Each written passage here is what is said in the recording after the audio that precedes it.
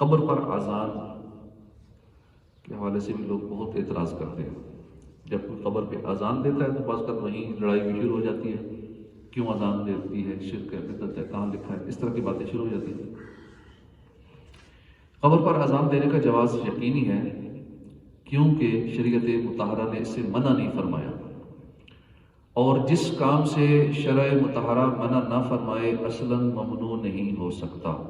نیز احادیث سے ثابت ہے کہ جب مردے کو قبر میں اتارنے کے بعد منکر نکیر اس کے پاس آ کر سوالات کرتے ہیں تو شیطان، جو کہ انسان کا ازلی دشمن ہے، مسلمان کو بہکانے کے لیے وہاں بھی آ پہنچتا ہے. اور یہ بات بھی احادیث سے ثابت ہے کہ شیطان قبر میں آتا ہے اور مسلمان کو سوالات کے جوابات دینے میں پریشانی میں مبتلا کرتا ہے، تاکہ یہ سوالات کے جوابات نہ دے سکے اور خائب و خاسر ہو. اور جب اذان دی جاتی ہے تو شیطان بھاگ کھڑا ہوتا ہے. چنانچہ روایت میں ہے کہ جب مردے سے سوال ہوتا ہے کہ تیرا رب کون ہے، تو اس پر ظاہر ہوتا ہے شیطان ظاہر ہوتا ہے، اور شیطان اپنی طرف اشارہ کرتا ہے کہ تو کہہ دے یہ میرا رب ہے. اس لیے حکم آیا کہ میت کے لیے جواب میں ثابت قدم رہنے کی دعا کریں. اور یہ امر بھی احادیث صحیحہ سے ثابت ہے کہ اذان دینے سے شیطان بھاگتا ہے. جو ہی اذان کی آواز اس کے کان میں پڑتی ہے، جس جگہ اذان دی جا رہی ہو وہاں سے کوسوں دور بھاگ جاتا ہے. تو شیطان جب اذان سنتا ہے اتنی دور بھاگتا ہے جیسے روحا، اور روحا مدینہ سے 36 میل کے فاصلے پر ہے. 36 میل شیطان دور ہو جاتا ہے. تو شیطان دور ہوگا، میت آرام سے ایزی فیل ہو کے آرام سے اپنے سوالات کے جواب دے گا. من ربوں کا، ربی اللہ، ما دینوں کا، دینی الاسلام. آسانی ہو جائے گی اس کے قبر کے امتحان میں. کیا اذان نماز کے لیے خاص ہے؟ نہیں، ایسا نہیں ہے. اذان نماز کے لیے خاص نہیں ہے. بعض لوگوں کو اذان قبر کے ناجائز ہونے کا شیطانی وسوسہ یا اس بنا پر آتا ہے کہ لوگ اذان کو نماز کے ساتھ خاص سمجھتے ہیں، حالانکہ ایسا نہیں. بلکہ شریعت مطہرہ نے نماز کے علاوہ کثیر مقامات پر اذان کو مستحسن جانا ہے.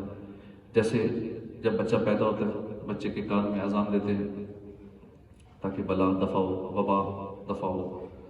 جب کرونا آیا تھا تو لوگ گھروں میں اذانیں دیتے تھے، چھتوں میں اذانیں دیتے تھے. جب بھی کوئی مشکل آ جائے، کوئی وبا آ جائے، کوئی آفت آ جائے، یا جنگل میں کہیں راستہ بھول گئے ہیں تو اذان دینی چاہیے.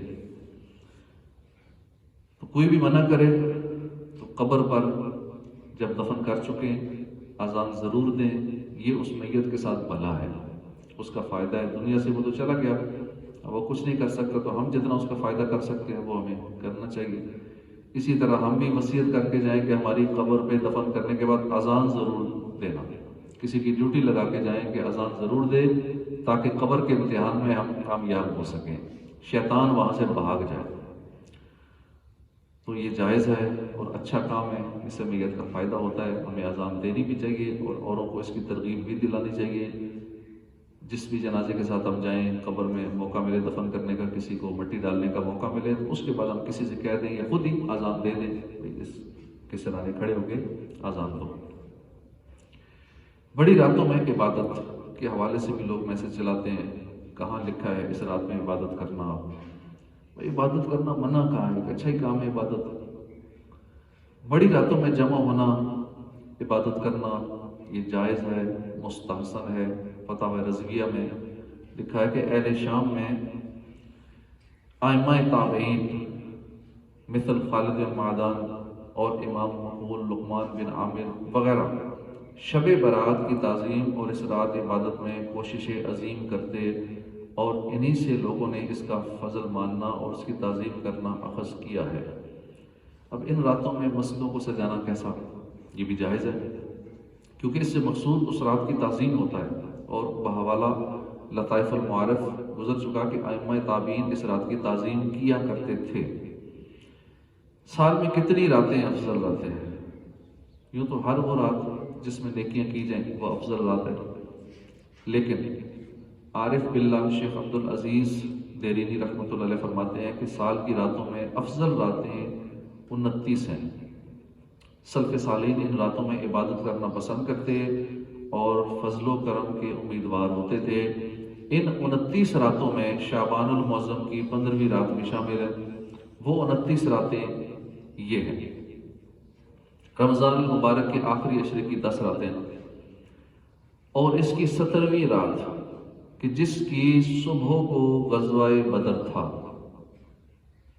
ماہ ذوالحج کے پہلے عشرے کی 10 راتیں، عید الفطر کی رات، عید الاضحیٰ کی رات، محرم الحرام کی پہلی رات، عاشورہ کی رات، رجب المرجب کی پہلی 15ویں 27ویں رات جس میں نبی کریم صلی اللہ علیہ وسلم کو معراج کرائی گئی، اور شعبان کی 15ویں رات۔ شب برات کی کیا فضیلت ہے؟ اس کی فضیلت میں کئی احادیث ہیں۔ حضرت علی رضی اللہ عنہ سے روایت ہے، رسول کریم صلی اللہ علیہ وسلم فرماتے ہیں کہ جب شعبان کی 15ویں رات ہو تو رات کو جاگا کرو اور اس کے دن میں روزہ رکھو۔ جب سورج غروب ہوتا ہے تو اس وقت سے اللہ کریم آسمان دنیا کی طرف نزول رحمت فرماتا ہے اور اعلان کرتا ہے کہ ہے کوئی مغفرت طلب کرنے والا تاکہ میں اس کو بخش دوں، ہے کوئی رزق طلب کرنے والا تاکہ میں اس کو رزق دوں، ہے کوئی مصیبت زدہ تاکہ میں اس کو اس سے نجات دوں۔ یہ اعلان طلوع فجر تک ہوتا رہتا ہے۔ اسی طرح حضرت عائشہ صدیقہ رضی اللہ عنہ سے مروی ہے، فرماتی ہے کہ ایک رات میں نے حضور صلی اللہ علیہ وسلم کو اپنے بستر پر نہ پایا، میں حضور کی تلاش میں نکلی، میں نے حضور علیہ السلام کو جنت البقیع میں پایا۔ حضور نے فرمایا اللہ کریم نصف شعبان کی رات آسمان دنیا کی طرف نزول رحمت فرماتا ہے اور قبیلہ بنی کلب کی بکریوں کے بالوں سے بھی زیادہ لوگوں کو بخش دیتا ہے۔ شب برات بہت اہم رات ہے، اس کو بھی غفلت میں نہیں گزارنا چاہیے۔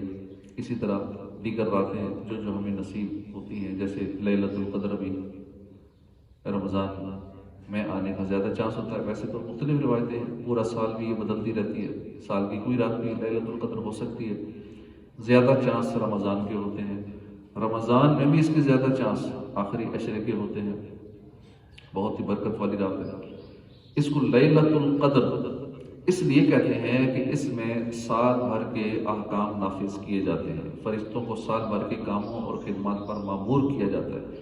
اور یہ بھی کہا گیا اس رات کی دیگر راتوں پر شرافت و قدر کے باعث اس کو لیلۃ القدر کہتے ہیں۔ یہ بھی منقول ہے کہ چونکہ اس شب میں نیک اعمال مقبول ہوتے ہیں اور بارگاہ الہی میں ان کی قدر ہوتی ہے، نیک اعمال جو بھی کریں اس رات کو اس کی قدر کی جاتی ہے، تو اس لیے لیلۃ القدر کہتے ہیں۔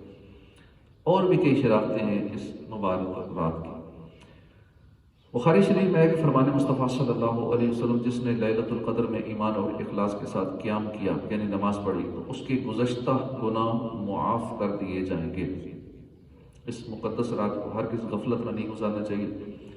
اس رات عبادت کرنے والے کو 1000 ماہ یعنی 83 سال 4 ماہ سے بھی زیادہ عبادت کا ثواب عطا کیا جاتا ہے، اور اس زیادہ کا علم اللہ جانے یا اس کے بتائے سے اس کا حبیب جانے۔ 83 سال 4 ماہ اور اس سے زیادہ، اب کتنا زیادہ اللہ جانے کتنا زیادہ۔ اس رات میں حضرت سیدنا جبرائیل علیہ السلام اور فرشتے نازل ہوتے ہیں اور پھر عبادت کرنے والوں سے مصافحہ کرتے ہیں۔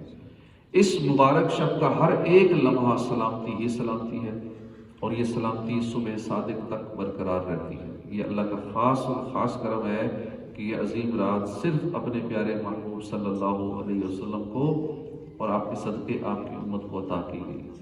اللہ پاک قرآن پاک میں فرماتا ہے اِنَّا أَنزَلْنَاهُ فِي لَيْلَةِ الْقَدْرِ وَمَا أَدْرَاكَ مَا لَيْلَةُ الْقَدْرِ لَيْلَةُ الْقَدْرِ خَيْرٌ مِّنْ أَلْفِ شَهْرٍ تَنَزَّلُ الْمَلَائِكَةُ وَالرُّوحُ فِيهَا بِإِذْنِ رَبِّهِم مِّن كُلِّ أَمْرٍ سَلَامٌ هِيَ حَتَّىٰ مَطْلَعِ الْفَجْرِ۔ بے شک ہم نے اسے شب قدر میں اتارا، اور تم نے کیا جانا کہ شب قدر کیا ہے؟ شب قدر 1000 مہینوں سے بہتر ہے۔ اس میں فرشتے اور جبرائیل اترتے ہیں اپنے رب کے حکم سے ہر کام کے لیے، وہ سلامتی ہے صبح چمکنے تک۔ امام مجاہد فرماتے ہیں کہ بنی اسرائیل کا ایک شخص ساری رات عبادت کرتا، سارا دن جہاد میں مصروف رہتا، اور اس طرح اس نے 1000 مہینے گزار دیے۔ تو اللہ پاک نے یہ آیت مبارک نازل فرمائی لیلۃ القدر خیر من الف شہر، شب قدر 1000 مہینوں سے بہتر ہے۔ یعنی شب قدر کا قیام اس عابد کی 1000 مہینے کی عبادت سے بہتر ہے۔ تفسیر عزیزی میں ہے، صحابہ کرام جب حضرت شمعون کی عبادات کے بارے میں سنا، اس کے جہاد کا ذکر سنا تو بڑا رشک آیا اور حضور کی خدمت میں عرض کیا، رسول اللہ ہمیں تو عمریں بہت تھوڑی ملی ہیں، اور اس میں سے بھی کچھ حصہ نیند میں گزر جاتا ہے، کچھ طلب معاش میں گزر جاتا ہے، کھانے پکانے میں، دیگر امور دنیاوی میں کچھ وقت صرف ہو جاتا ہے، لہذا ہم تو حضرت شمعون کی طرح عبادت کر ہی نہیں سکتے، یوں پھر بنی اسرائیل ہم سے آگے نکل جائیں گے عبادت میں۔ امت کے غمخوار آقا غمگین ہو گئے کہ واقعی یہ بات تو ٹھیک کر رہے ہیں کہ ہماری عمریں 60-70 سال عمریں ہیں، وہ بھی 8 گھنٹے روز کھانے کے کریں، بیچ میں 1-2 گھنٹے 8 گھنٹے سونے کے، 1-2 گھنٹے کھانے پینے کے، اور باقی پھر دنیاوی معاملات کی کریں، تو 10-15-18 گھنٹے تو ایسے ہی گزر گئے، انہیں کا پیچھے عبادت کے لیے ٹائم نہیں بچتا۔ تو سرکار صلی اللہ علیہ وآلہ وسلم غمگین ہو گئے۔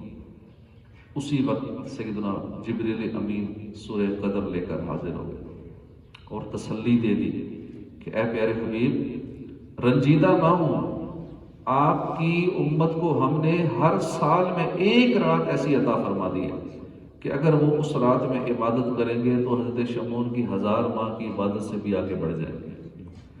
اب اس رات کی تلاش ہمیں کرنی ہے، وہ کون سی رات ہے کہ ہمیں بھی حضرت شمعون جو 1000 سال تک ساری رات عبادت کرتے رہے، دن کو جہاد کرتے تھے، روزہ رکھتے تھے، روزے کی حالت میں جہاد کرتے تھے، اللہ کرے ہر سال ہمیں یہ رات نصیب ہو جائے۔ بقیہ دن جو رمضان کے رہ گئے ہیں کوشش کریں ہر رات کو ہی جا کے گزاریں، تاکہ کوئی نہ کوئی رات ہمیں نصیب ہو ہی جائے گی۔ اگرچہ بزرگان دین اور مفسرین محدثین کا شب قدر کے تعین کے حوالے سے اختلاف ہے، تاہم بھاری اکثریت کی رائے یہی ہے کہ ہر سال ماہ رمضان کی 27ویں شب ہی شب قدر ہے۔ حضرت ابی بن کعب کے نزدیک 27ویں شب ہی شب قدر۔ سیدنا عبدالعزیز محدث دہلوی بھی فرماتے ہیں کہ شب قدر رمضان شریف کی 27ویں رات ہوتی ہے۔ اپنے بیان کی تائید کے لیے انہوں نے 2 دلائل بیان کیے ہیں۔ لیلۃ القدر میں 9 حروف ہیں اور یہ کلمہ سورہ قدر میں 3 مرتبہ آیا ہے۔ 9 کو 3 سے ضرب دینے سے حاصل ضرب 27 آتا ہے، جو کہ اس بات کی طرف اشارہ کرتا ہے کہ شب قدر 27ویں رات ہے۔ دوسری دلیل کہ اس سورہ مبارکہ میں 30 کلمات ہیں، یعنی 30 الفاظ ہیں، 27واں کلمہ ہیہ ہے جس کا مرکز لیلۃ القدر ہے۔ گویا اللہ کی طرف سے نیک لوگوں کے لیے یہ اشارہ ہے کہ رمضان کی 27ویں شب شب قدر۔ رضا الہی کی خواہش مند ہو سکے تو سارا سال ہی ہر رات اہتمام کے ساتھ کچھ نہ کچھ نیک عمل کر لینا چاہیے، نہ جانے کب شب قدر ہو جائے۔ ہر رات میں 2 فرض نمازیں آتی ہیں اور دیگر نمازوں کے ساتھ ساتھ مغرب اور عشاء کی نمازوں کی جماعت کا بھی خوب اہتمام کیجیے۔ اگر شب قدر میں ان دونوں کی جماعت نصیب ہو گئی تو انشاءاللہ بیڑا ہی پار ہے۔ بلکہ اسی طرح 5 نمازوں کے ساتھ ساتھ روزانہ عشاء اور فجر کی جماعت کی بھی خصوصیت کے ساتھ عادت ڈالی ہے کہ جس نے عشاء کی نماز باجماعت پڑھی اس نے گویا آدھی رات قیام کیا، جس نے فجر کی نماز باجماعت ادا کی اس نے گویا پوری رات قیام کیا، تو جس نے عشاء کی نماز باجماعت پڑھی تحقیق اس نے لیلۃ القدر سے اپنا حصہ حاصل کر لیا۔